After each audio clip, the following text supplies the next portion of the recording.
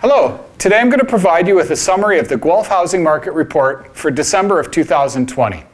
Well, it comes as no surprise that inventory continues to dwindle down and competition remains fierce in the marketplace. So let's take a look at some of those key metrics. Median sales price was $620,000, which is up by 19.2% relative to December of 2019.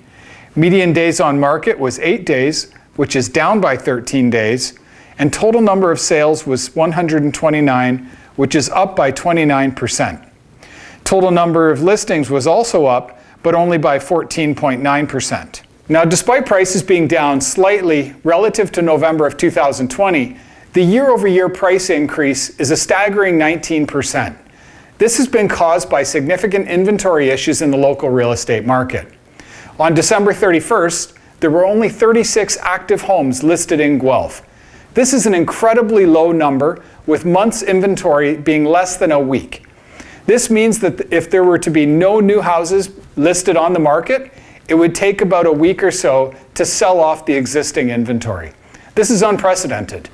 I can tell you that at the time that I produced this video, inventory was even less than 36 houses.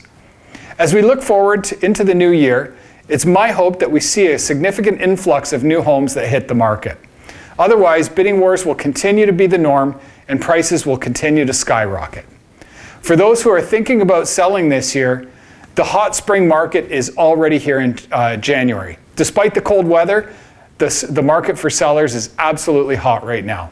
And for buyers, patience and persistence will be the key in the new year for the foreseeable future. If you have any questions at all about the market or the stats, or you're thinking about buying or selling in the near future, please feel free to reach out to me. I'd be happy to help you out.